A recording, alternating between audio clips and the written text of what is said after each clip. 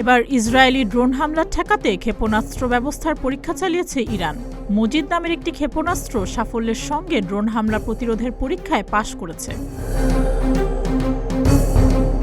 আধুনিক যুগে ড্রোনের গুরুত্ব দ্রুত বাড়ছে। হামাস ইসরায়েল যুদ্ধ, লেবাননে ইসরায়েলের সঙ্গে হিজবুল্লাহর সংঘাত ও ইউক্রেনে রাশিয়ার আগ্রাসনে গুরুত্বপূর্ণ ভূমিকা পালন করছে ড্রোন। এ কারণেই ইরান ড্রোন হামলা ঠেকানোর সক্ষমতা বাড়াতে মরিয়া হয়ে উঠেছে। বিশেষ করে নিম্ন উচ্চতায় উড়ে যাওয়া ড্রোন যেগুলো রাডারকে ফাঁকি দিতে সক্ষম, সেগুলোর বিরুদ্ধে প্রতিরক্ষা সক্ষমতা বাড়াতে মনোযোগ দিয়েছে ইরান।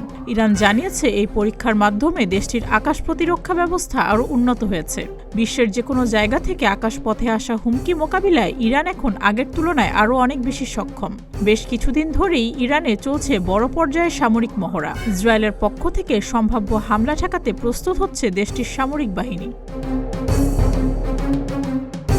ইরানের দক্ষিণ পশ্চিমাঞ্চলে পরিচালিত একটি মহড়ার মাধ্যমে মজিদ ক্ষেপণাস্ত্র ব্যবস্থার সফলভাবে পরীক্ষা চালানো হয়। এই মহড়ায় প্রতিরক্ষা ব্যবস্থা ও নিয়ন্ত্রণ কেন্দ্রের মধ্যে একাধিক স্তর বিশিষ্ট ও সুরক্ষিত যোগাযোগ লিঙ্কও পরীক্ষা করা হয়। রাডার, ক্ষেপণাস্ত্র ও যোগাযোগ নেটওয়ার্ককে সুরক্ষিত রাখতে সাইবার সুরক্ষাও ব্যবহার করছে ইরান।